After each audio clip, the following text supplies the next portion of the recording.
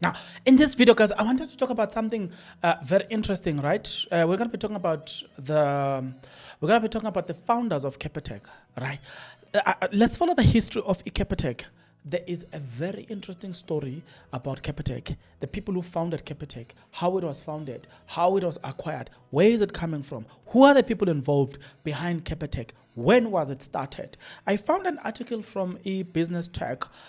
Business Tech released an article on the 10th of January 2025 by the staff writer. I usually give journalists credit for their work, but I couldn't find one here. Now, there are about 4 individuals that I'm going to talk about today. But before we can start talking about these individuals, there is a history that is important that we need to start somewhere. So you'll have to bear with me. Capitec Bank is one of South Africa's biggest success story, and in the process, it has created some of the country's richest people. That's why I said billionaires. These guys are billionaires. But where is Capitec coming from? Capitec at its origin in the PSG Group's micro-lending business. In 1997, PSG acquired a SmartFin and FinAid, which had 68 micro-lending branches between them. PSG wanted to establish a dominant position in the fragmented micro-lending industry, which then comprised of some 2,500 players at the time. 2,500 players.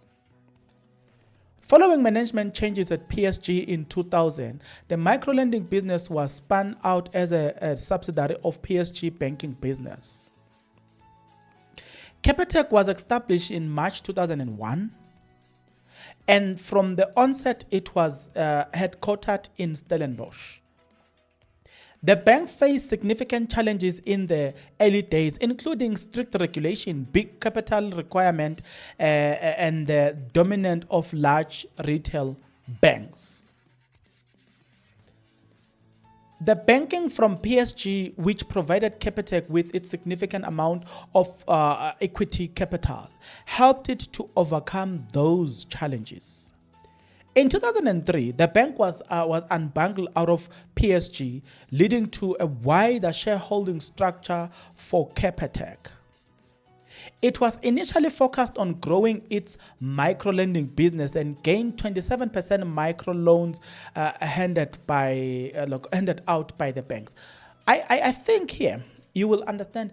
It makes sense. Do you notice that in the early stages of Capitec, hey, those guys used to give us loans. Do you notice now why they were so eager to give people loans? People, sometimes they wouldn't get loan from FNB, but Capitec will give them loan.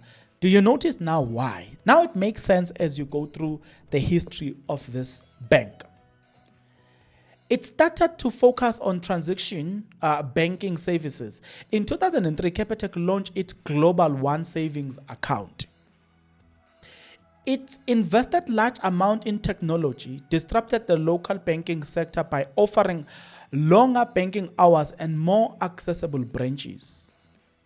The management team identified 4 values that will always maintain priority to this day: accessibility, simplicity, affordability, and personalized savings. Back in the days, do you notice that back in the days, Capitec used to open even on Sundays when it was not common? Do you notice that back in the days you will walk to a Capitec Bank on a Sunday, but these days they closed. You go to FNB, they are closed, but when you go to Capitec, they are open. Do you remember that?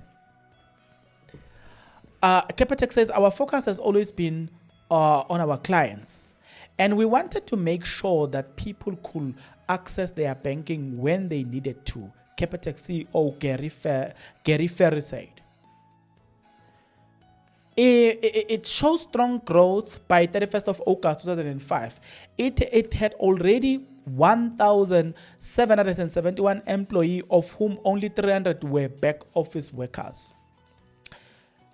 By 2008, Capitec entered the online space by introducing internet banking to simplify banking for its 2 million clients in 2008. Please note that 2008, they only had 2 million clients. A year later, it launched cell phone banking. It also rolled out new biometric scanners approved by FBI in the United States of America. At the time, scanning only one fingerprint was the norm, but it scanned all 10 fingerprints. So Capitec introduced new technology. By 2011, it had 3.7 million clients and started opening branches on Sundays.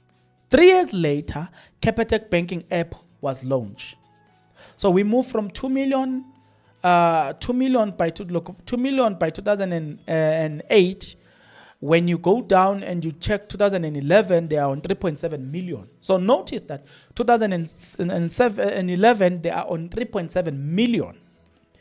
The strongest growth continued. It went from 55 branches to 25,000 clients after opening the business in 1 March 2001 to 840 branches, 15 million clients 20 years later. 15 million clients 20 years later.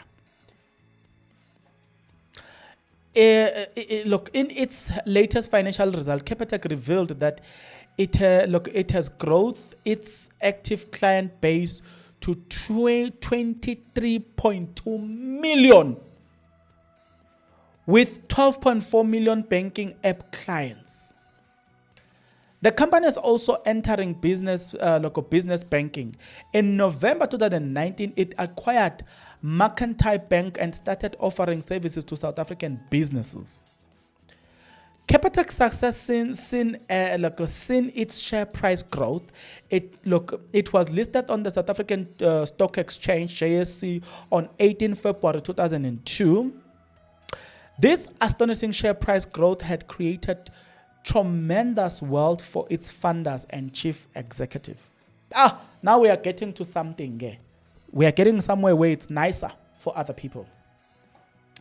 Although some of the funders like Rian Stennis has sold large part of their shareholding over the years, they still become ultra rich.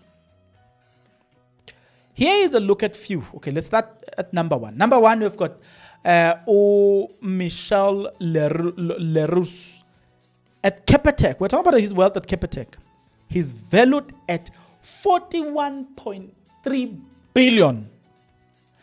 Michel Leroux founded Capitec Bank and served as the inaugural chief executive officer until 2004. He later served as a chairman of the board between 2007 and 2016, up to 2016. He held 13.2 million Capitec shares, representing 11.36 million of the company's total share capital, which worth around 41.3 billion. The next one is Jenny Morton, 18.5 billion.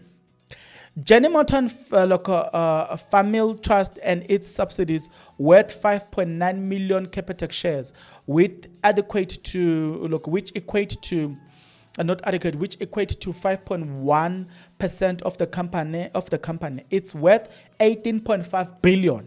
Mountain is a founder of PSG, the company behind Capitec. PSG played a pivotal role in Capitec's success. The next one is his son, Pierre Mountain. He's got about 21.2 billion. I've already told you. And this son, Upit Manton, he's he's a chief executive at PSG Group. Monton owns 6.7 Capitec shares, representing 5.82 of the company's share, total worth of 21.16 billion. The next one is Gary Forey, 3.2 billion. Gary Forey is one of the company's founders and currently chief executive position he has held since 2014. Forey owns 1,027 Capitec shares, representing 0.89 of the company's share, total worth of 3.22 billion.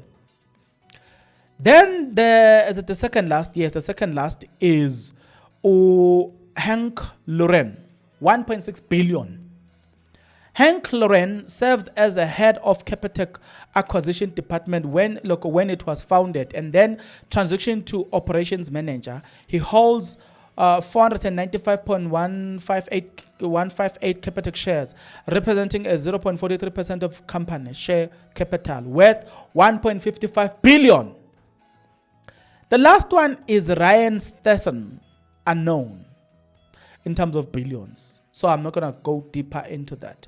But yeah, guys, an interesting part that I thought it was worth sharing with you is how the bank was founded. Because we often not talk about this, but you know what, here I thought to myself, let's go dig a little bit deeper and look at how Capitec was founded, how it came to how it came to be, and who are the brains behind Capitec. Oh my God, a billion worth company. Now, tell me what you think about all of this. I'll definitely see you, Minaga guys, in the next episode. But until such a time, please take care.